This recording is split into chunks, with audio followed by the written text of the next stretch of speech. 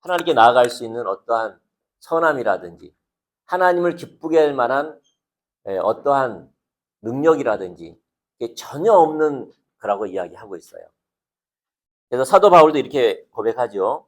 로마서 7장 18절부터 19절에 보면 내 속 곧 내 육신에 선한 것이 거하지 아니하는 줄을 아노니 원함은 내게 있으나 선을 행하는 것은 없노라. 내가 원하는 바 선을 행하지 아니하고 도리어 원하지 아니하는 바 악을 행하는도다. 사도 바울은 하나님 뜻대로 살기를 원했지만은 자기 속에는 그것을 살아갈 수 있는 하나님을 기쁘게 할 만한 선한 것이 없음을 보게 된 거지요. 예. 그래서 25절에 보면은 오라 공고한 사람이로다. 가련한 사람이다. 불쌍한 사람이다. 이 사망의 법에서 누가 나를 건져내랴. 이렇게 말을 하지요. 무슨 말이냐? 우리는 하나님께 나아갈 수 있는 어떤 선함, 우리는 하나님의 뜻대로 살아갈 수 있는 어떤 능력이 없는 존재라고 성경은 정의해놨어요. 그렇기 때문에 성경은 우리가 하나님의 은혜로 살아라고 말씀하세요. 아멘. 이게 겸손이거든요. 그러니까 누가 오직 은혜로 살아간다면요, 겸손한 사람이 하나님의 은혜에 의한 삶을 살아요. 예, 우리가 신앙생활을 하다 보면 주님을 따라가면 뭘 발견한다면요, 내게 어떠한 선함이 없음을 발견하는 거예요. 내게 어떠한 능력이 없음을 발견하는 거예요. 아멘.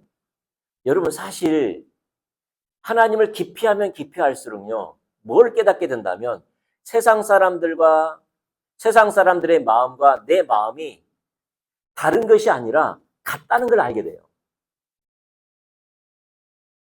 내가 주님을 따라가면 따라갈수록, 내가 하나님을 알아가면 알아갈수록 깨닫는 게 뭐냐면은 세상과 내가 구별되는 게 아니라 마음이 같다는 걸 알게 돼요. 사도 바울도 뭐라고 고백하고 있다면은 내게 어떠한 선함이 없다는 것을 고백하는 거예요. 자기 속을 봤더니 사망이 내 속에 있다는 것을 알게 되는 거예요. 그래서 그걸 아는 사람은 어떤 삶을 살아요? 은혜 아니면 살아갈 수 없는 것을 아는 것이 신앙생활이에요. 세상 사람들을 보면 그들이 모든 악한 것과 선한 것과 미련한 험한 것을 추구하지요. 근데 그들에게 없는 게 있죠. 예수가 없는 거예요. 하나님의 은혜가 없는 거예요. 나는 그들과 같지만은 뭐가 다르죠? 나는 예수가 있는 거예요. 나는 하나님의 은혜가 구하면은 은혜의 하나님이 나와 함께함이 다른 거예요. 이게 복음이에요. 할렐루야. 그래서 사실 우리가 하나님과 동행하면 동행할수록 세상 사람들의 마음과 내 마음이 다른 게 아니고요, 같아요. 내 속에 죄가 가득해요. 교만이 가득해요. 세상 사랑이 가득해요. 물질 사랑이 가득해요. 야망이 가득해요. 음란이 가득하고 미움, 시기, 질투가 가득한 걸 보게 된 거예요. 할렐루야. 예, 이걸 아는 거지. 이것 때문에 정죄감을 갖는 게 아니에요. 그 대신 어디로 나오라고? 하나님의 은혜의 보좌 앞에 나가고 은혜를 의지하며 살아라고 말씀하시는 거예요. 이게 복음이에요. 할렐루야. 네. 그래서 우리는 반드시 은혜한 삶을 살아야 돼요. 왜냐하면 우리 속에는 어떤 선함이 없기 때문에. 할렐루야. 그래서 사도 바울은 이걸 참 하나님의 은혜한 삶, 우리는 하나님의 은혜가 아니면 안 된다는 것을 사도 바울이 참 잘 말을 했어요. 서신서에 보면 로마서 3장 23절과 24절에 보면 구원을 받는 것도 은혜로 필요하다. 에베소서 3장 7절과 8절 말씀에 보면은 하나님의 소명을 받는 것도 은혜로만 가능하다. 고린도전서 3장 10절에 보면은 우리가 소명을 감당하는 것. 사도 바울 같은 경우에는 내가 이방인의 사도요, 교회 털을 닦는 털을 닦는 사역도 하나님의 은혜로만 가능하다. 고린도후서 1장 12절에 보면 그 소명을 감당하되 거룩함과 진실함으로 했다. 이것도 은혜로만 가능하다. 갈라디아서 2장 20절과 21절 말씀. 내가 그리스도 안에 사는 삶도 은혜로만 가능하다. 고린도전서 15장 10절 말씀. 나의 나된 것.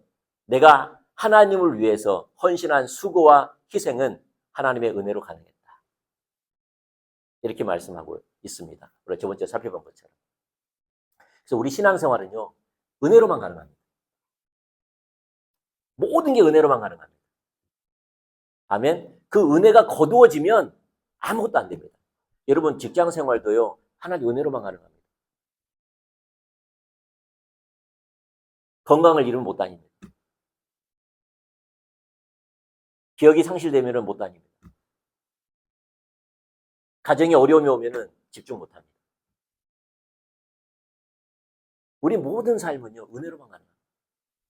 그 은혜가 거두어지면 우리는 그 은혜가 중요한 줄 모르고 살다가 은혜가 거두어지면 그게 은혜였음을 알고 그 은혜의 소중함을 압니다. 우리 신앙생활은 은혜입니다. 그리고 그 하나님의 은혜를 기억하여 감사라고 말합니다. 그렇다면 이제 우리가 은혜라는 걸 알아야 되는데 그 은혜의 정의가 뭘까요? 많은 사람들이 은혜하면은 받을 만한 자격이 없는 자에게 값없이 주신 하나님의 선물로만 이해합니다. 그건 부족하지요. 우리가 정의 살펴봤죠. 은혜가 뭐죠? 좀 해주시죠. 또 잊어버렸을 것 같아요. 이것은 써놓고 암기하셔야 됩니다. 자, 하나님의 은혜의 정의가 뭐죠? 읽어보시죠. 시작.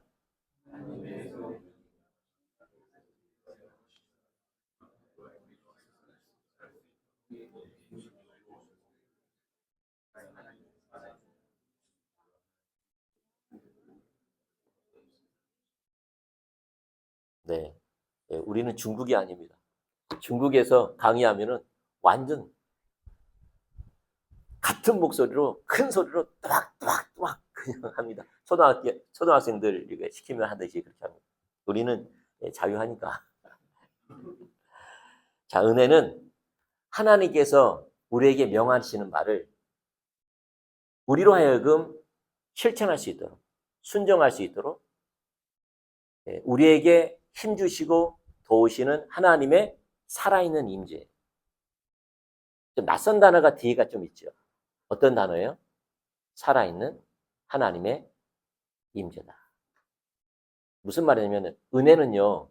은혜 따로 하나님 따로가 아니라 하나님 자신이 은혜예요. 그분이 우리 가운데 오실 때 은혜가 나타나요. 그래서 은혜는 하나님 주신 어떤 것이 아니라 하나님 그분 자신이라는 거예요. 그분 자신이 우리 가운데 오시면 그분이 그분의 것을 우리를 통해 이루세요. 아멘? 좀 더 이제 하나하나씩 살펴보면 더 이해하기 좋을 거예요. 그러나 다시 하겠습니다. 은혜의 정의는요.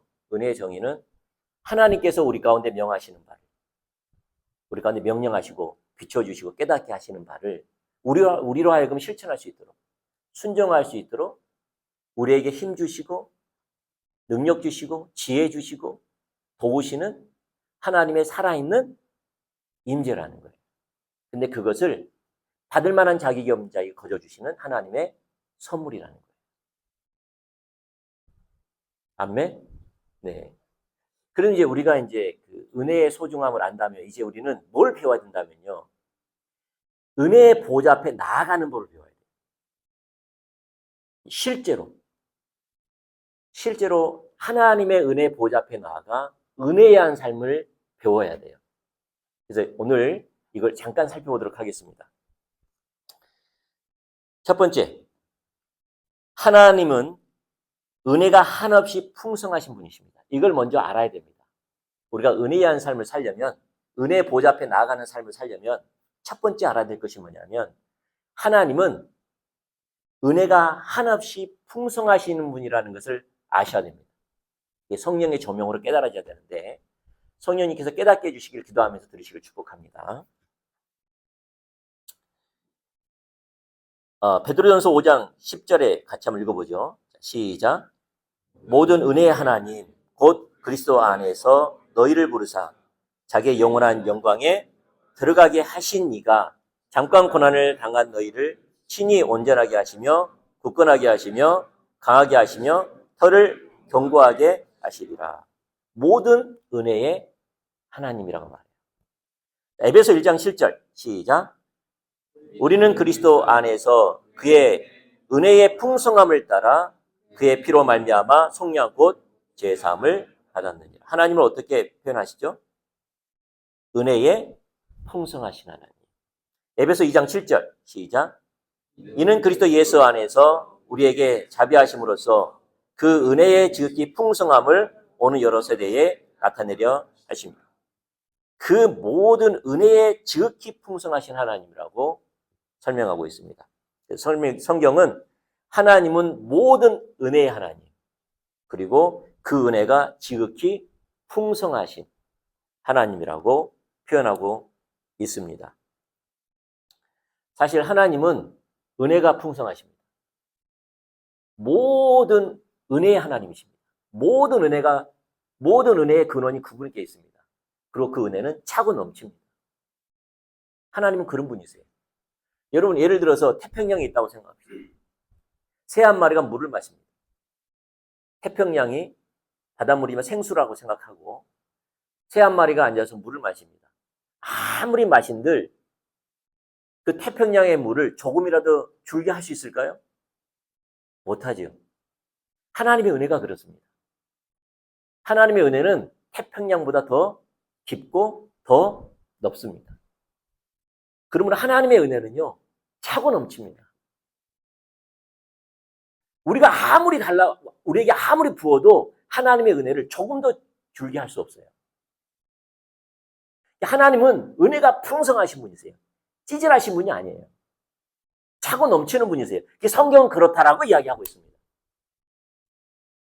그것이 비춰지고 깨닫게 되어지고 선명히 인식되기를 축복합니다.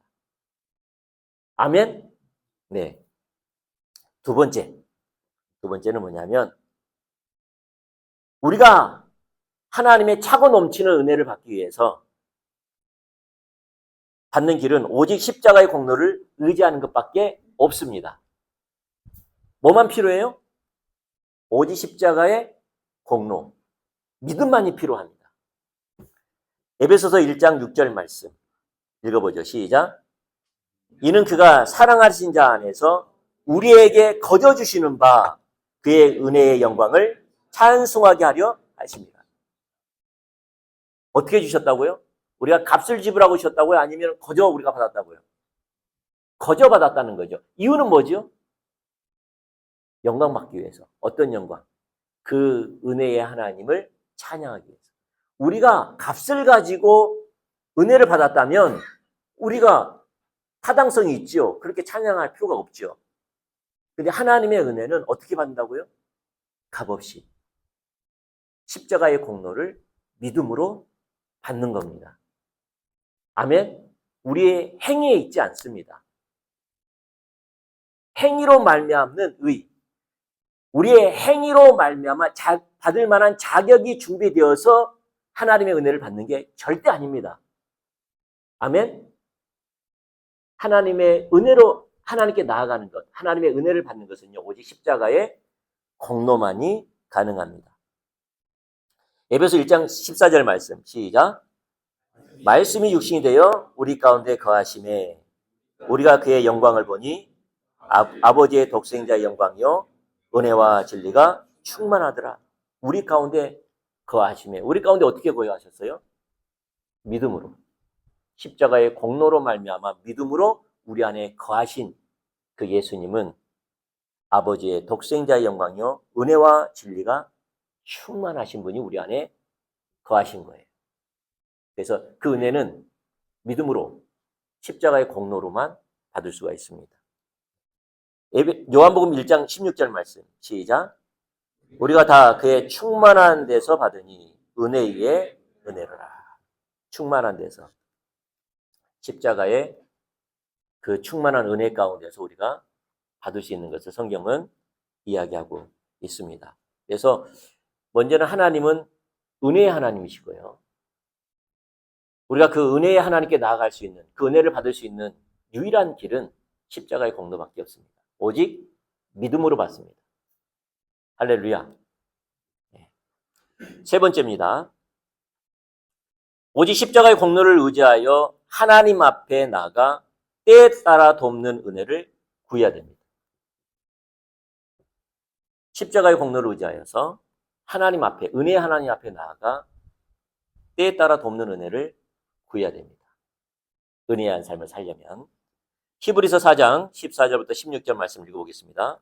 시작. 그러므로 우리에게 큰 대제사장이 계시니 승천하시니 곧 하나님의 아들 예수시라. 우리가 믿는 도리를 굳게 잡을지어다.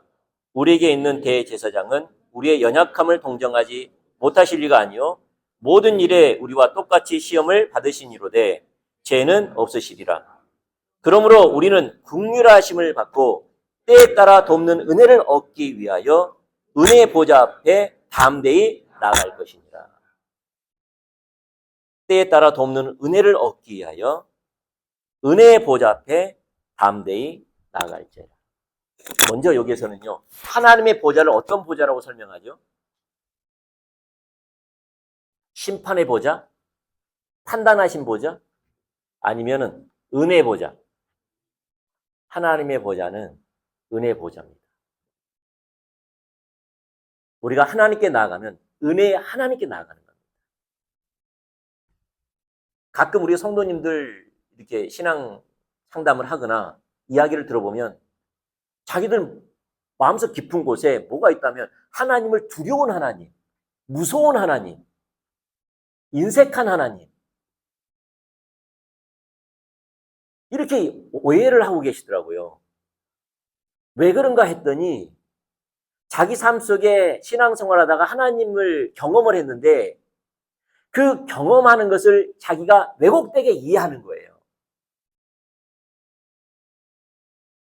여러분 아시죠? 여러분 우리 안에 상처라는 게 왜 생기는지. 상처는요, 어떤 환경에 대해서 자기가 왜곡되게 이해하는 것이 상처예요. 예를 들어서 어떤 사람, 두 사람이 똑같은 환경을 경험했는데 어떤 사람은 하나님의 사랑을 경험하고요. 어떤 사람은 하나님의 인색함을 경험합니다. 똑같은 사건인데. 이유는 뭐죠? 이걸 인색한 하나님으로 받아들여서 이해하는 거예요. 한쪽은 하나님의 사랑과 선하심으로 이해하고 받아들인 거고.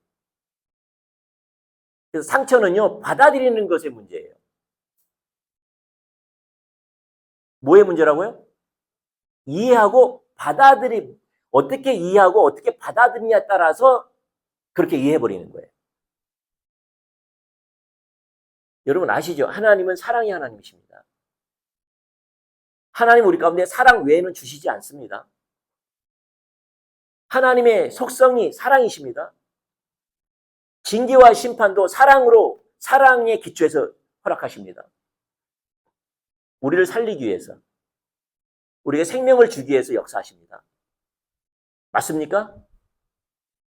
이거 이해하지 못, 이거 신앙의 토대가 되지 않으면 곤란한데. 우리에게 허락하신 모든 것은 최선입니다. 차선이 없어요.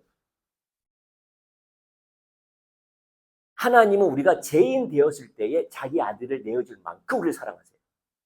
구원받기 전에. 하나님과 원수 되었음에도 불구하고 자기 아들을 십자가에 내어주심으로 우리를 사랑하셨어요. 그만큼 하나님은 사랑이세요. 우리를 그렇게 사랑하세요. 모든 인류를 그렇게 사랑하세요. 그래서 모든 인류가 구원받기를 열망하세요. 그래서 모든 인류에게 하나님이 하기 원하시는 것은 사랑이세요. 우리는 그 사랑을 찾는 거예요. 그게 하나님을 찾는 거예요. 그 선하심을 찾는 거예요. 그게 하나님을 찾는 거예요. 아멘? 네, 그런데 그것을 어떻게 이해하고 어떻게 받아들이냐에 따라서 신앙이 나눠져요. 관점의 차이예요.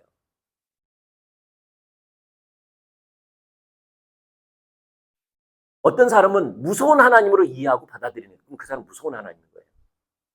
어떤 사람은 그걸 사랑으로 바라보고 하나님의 선하심으로 받아들이면 하나님은 그 사람은 선하심이에요. 똑같은 환경인데. 그래서 어떤 사람은 집이 가난해도 그게 자기 복이라고 말하고, 어떤 사람은 자기가 가난해서 왜 하나님 나에게 이러한 가난을 주셨습니까? 라고 말하면서 하나님께 불평불만한 사람이에요.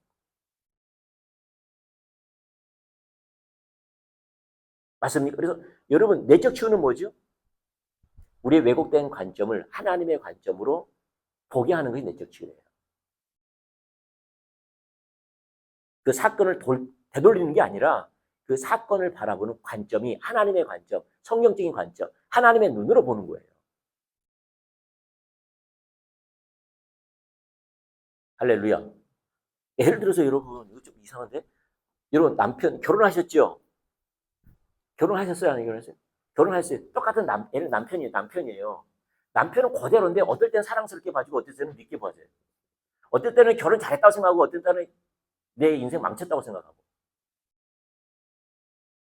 그래, 안 그래? 똑같은, 가만히 있는 사람인데. 그래, 안 그래요? 아, 참. 관점이 그렇다니까요. 그래서 우리 관점이 성경적인 관점으로 바뀌어야지만 부부관계 회복돼요. 남편이 사랑스럽고 귀하고 감사하고 나와 살아줘서 고맙고. 관점. 근데 불평불만으로 보면 잘못 만났고 인생 꼬였고 이렇게 되는 거 아닙니까? 넘어갑시다. 근데 많은 사람들이 하나님을 뭘로 생각하냐면 인색한 하나님, 무서운 하나님, 12대문 뒤에 계신 하나님. 그래서 두드리면 조금 열고 조금 열고 조금 나 여기 있다 이러고 시간이 많이 걸리고 헌신이 많이 걸리고 기도의 양이 많이 차야 되고 이렇게 이해하는 사람들이 너무나 많아요. 사실 아버지 하면 끝나는 거예요. 왜냐하면 그렇게 인식해버린다니까요. 그래서 많은 사람들이 하나님 하면은 안 나가려고 그래요. 왜요? 은혜 보좌가 내가 나가면 심판, 너 왔냐? 너 잘 걸렸다. 왠지 한 방 먹을 것 같고, 지적할 것 같고, 야단칠 것 같고, 정죄할 것 같고. 이것이 깨지기를 축복합니다. 그럼 친밀함이 열리지 않아요. 하나님과 동행하는 삶은 가능하지 않아요. 왜? 왜곡된 관점으로 보는데. 나를 살리신, 내가 죄와 사망에서 지옥 자식 됐음에도 불구하고 하나님 나를 사랑하셔서 자기 아들을 내어주셔서 나를 구원하셔서 자녀 삼기를 원하시는 그 열망, 그렇게 나를 사랑하신 분이신데 그리고 우리 날마다 그 하나님께 나아가는 거예요. 할렐루야. 그래서 분명히 뭐죠? 하나님의 보좌를 무슨 보좌라고 설명하죠? 은혜 보좌. 차고 넘치는 은혜 보좌. 하나님은 뭘 기뻐하실까요? 은혜의 하나님으로 인식하면 나아가는 것을 너무너무 기뻐해요. 할렐루야. 우리 자매님 자녀 계시죠? 자녀가 엄마가 무서워서 이러고 나오는 게 좋아요? 아니면 엄마하고 안긴 게 좋아요? 야단을 쳤음에도 불구하고 엄마하고 안긴 게 좋아요? 삐죽삐죽하면서 집 나간 걸 좋아해요? 내가 야단 쳤지만. 왜 그러죠? 내가 내 자녀를 사랑하고 아끼고 소중하니까 그 마음을 알아주고 가까이 오기를 원하고 그러지 않습니까? 그게 아버지 똑같아요. 하나님이 슬퍼한 게 뭘까요? 하나님을 부담스러워하는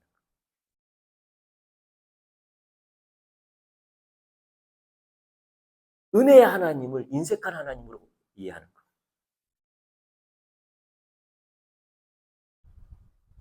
도와주려고 하시는 분을 야단치는 분으로 이해하는 거예요.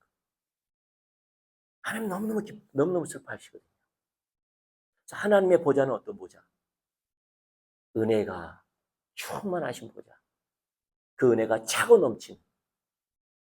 그래서 그것을 때에 따라 덮는 은혜를 위하여 강하고 담대히 나오라는 거예요. 강하고 어떻게 해요? 강하고 담대히 나간다는 말은요. 우리의 행위를 기초해서 나가란 말이 아니고요. 하나님의 사랑을 기초한 아들로서 나가라는 거예요. 할렐루야. 이게 성경이 말하는 거예요. 여러분, 우리 계속 넘어집니다. 하나님의 눈으로 보게 하면요. 우리가 너무 많이 하나님을 버리고요. 하나님이 싫어하는 생각, 말, 행동 너무 많이 해요. 그 중에 하나 비춰지니까 정죄감을 갖는 것이지, 하나님이 비춰주시면 우리가 하나님을 얼마나 슬피하는 삶이 깔렸어요, 깔려. 이걸 다 해결하고 하나님 보좌 앞에 나갈 사람이 누가 있습니까?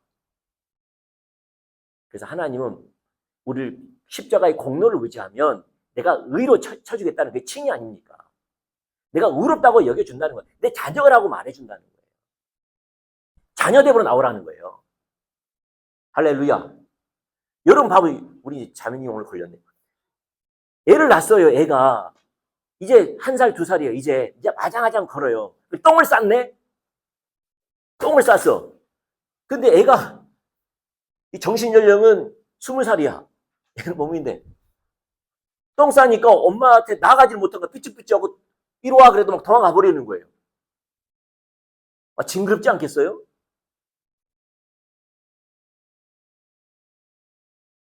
어떻게 하기 원하지요? 똥 싸더라도 오기를 원하는, 내가 치워주겠다는 거 아닙니까? 흙탕물에 뒤집어 씌워가지고 놀이터에 가가지고 흙탕물에 뒤집어 씌워가지고 집에 오더라도 내쫓습니까? 아니죠. 다 시켜주죠. 왜 그렇습니까? 자녀로서 나오니까. 부모로서 나오니까. 그 관계라는 거예요, 신앙생활은. 자녀의 관계라는 거예요, 관계. 뭘 했냐 안 했냐? 율법적인 관계 말고 행위의 관계가 아니라 언약의 관계, 자녀된 관계, 그 관계로 나오라는 거예요. 담대히 나갈 때는 어떻게 나가요? 아들로서 나가요. 자녀로서 나가요. 아빠하고 나가는 거예요. 똥 싸더라도 엄마하고 안기는 거예요. 이게 신앙생활이에요. 그걸 원하시는 거예요.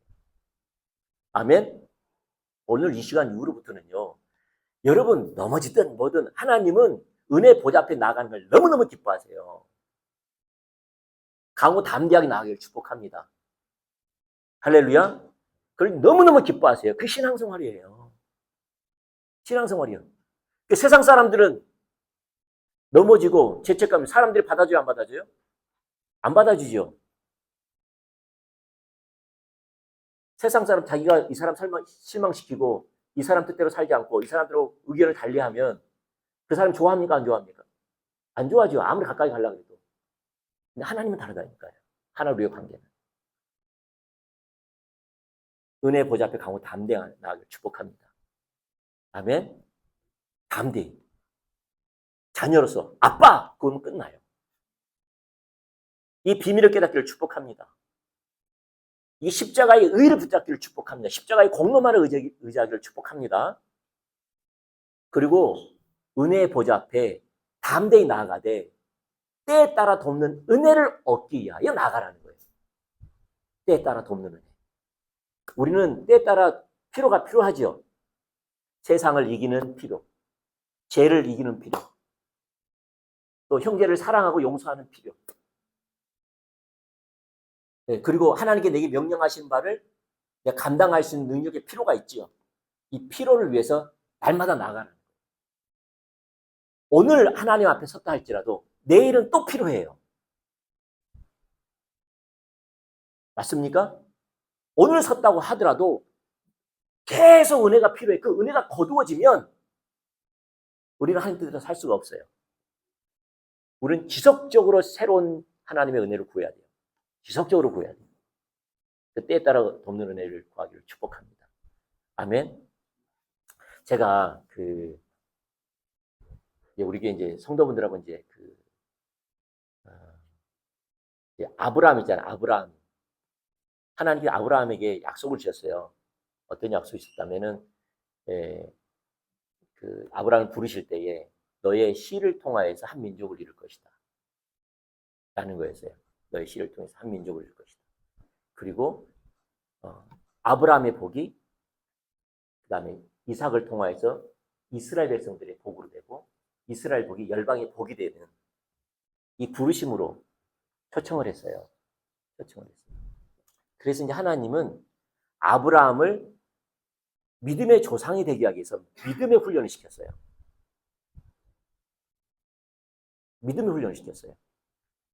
그래서 대표적인 것이 아브라함과 사라가 아이를 낳을 수 있는 몸의 생산 능력이 죽었음에도 불구하고 하나님은 기적적인 능력으로 없는 것을 있는 것처럼 부르시고 죽은 자를 살리신 것처럼 그 몸을 통하여서 이삭을 낳게 해요.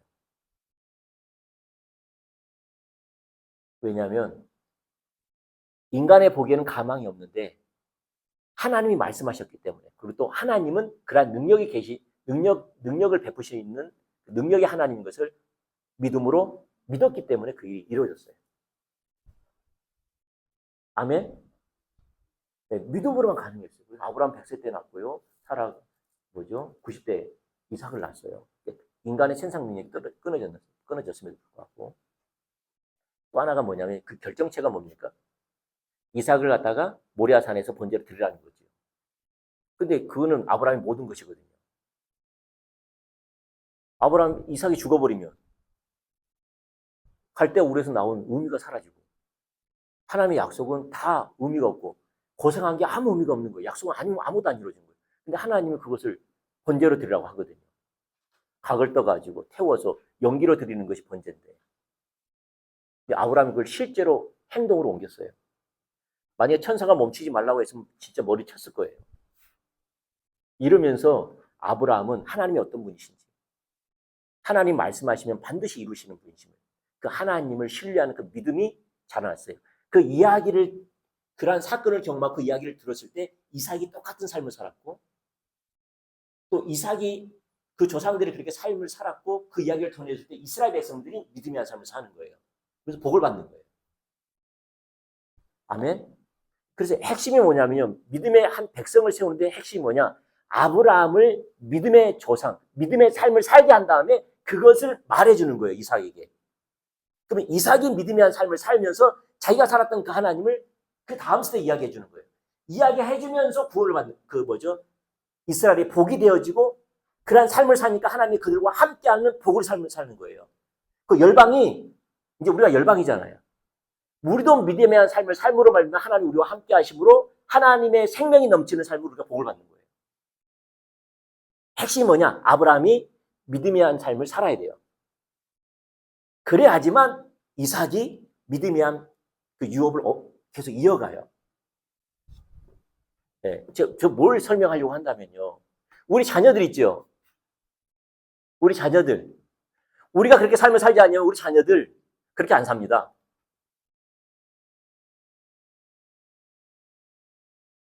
우리가 아브라함처럼 믿음의 삶을 살지 않으면 자녀들은 그렇게 안 삽니다. 그건 잔소리입니다. 교회 가라, 예배 드리라, 헌금하라, 다 잔소리입니다. 왜냐하면 그런 마음이 없습니다. 왜냐? 하나님을 알 수 있는 통로가 막혔기 때문에. 부모가 들려주지 않는 거예요. 부모가 들려주는 것은 잔소리가 아니에요. 성경에도 말한 게 자기가 살았던 삶의 하나님을 말해주는 거예요. 자기가 경험했던 하나님을 이야기해 주는 거예요. 그걸 들었을 때 그들도 그와 같은 삶을 살고 싶어하고 그런 하나님을 삶을 살 때 그들도 아버지가 부모가 경험했던 그 하나님을 경험함으로 말미암아 그들도 하나님과 함께하고 그 자녀가 나오면 그들도 그 경험했던 그 하나님을 이야기해 주면서 그들도 그와 같은 삶을 살게 하고 하나님과 그게 유업이에요. 아멘? 무슨 말이냐? 우리가 하나님 뜻대로 살지 않냐면 자녀 세대 돌아오지 않아요. 잔소리예요.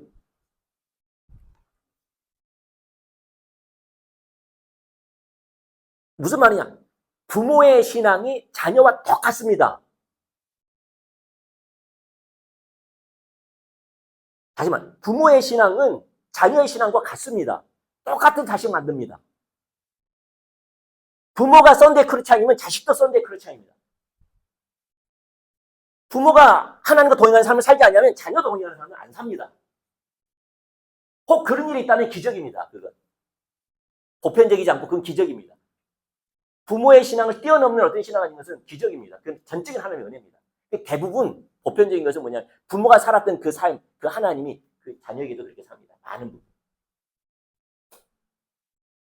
근데 많은 사람들은 많은 부모들은 자녀들이 그렇게 하나님과 동행하는 삶을 살고 신앙생활 잘하기를 바라지만 자기는 안 살아요.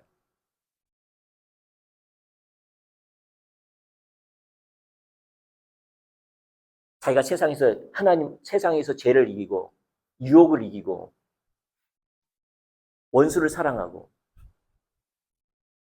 내가 경험한 하나님을 이야기해 줘야 됩니다. 그건 하지 않습니다. 왜? 안 사니까. 말해줄 게 없습니다. 우리 자녀들은요, 다 똑같습니다. 형식적인 교회를 다니다가요, 대학교 가면 갈까 말까 세상에 술 먹고 담배 피고 다 그렇게 놀고요. 직장 딱 들어가고 결혼하면요, 부모 빠이빠이 그 세상적으로 삽니다. 지금 한국 교회입니다. 제가 보기에는. 근데 회복하는 길이 뭐냐? 우리가 그렇게 살아야 됩니다. 아멘. 지금부터 그래서 복음이 뭐냐? 자녀를 살리는 복음은 내가 경험한 하나님을 이야기해 주는 겁니다. 그게 복음입니다. 예를 들어서 내가 오늘 이런 업무를 받았는데 너무 스트레스를 받았다. 너무 당황스러웠다. 근데 내가 하나님께 물었다. 내가 하나님 이런 마음을 주셨다. 그래서 내가 하나님을 신뢰함으로 했다. 그랬더니 기쁨이 오기 시작했고 이 일로 말미암아 이런 일이 벌어졌다. 내가 보는 것과 하나님이 하신 것이 다르더라. 그걸 이야기해 주는 겁니다. 그러면 자녀는 그걸 듣고 나도 그렇게 살고 싶어 하는 마음이 생기는 거예요. 어려움이 오고 내 뜻하고 안 맞으면 나도 엄마가 했던 대로 그대로 하는 거예요. 아빠처럼. 그럼 그들도 하나님과 함께함으로 하나님을 경험하는 거예요.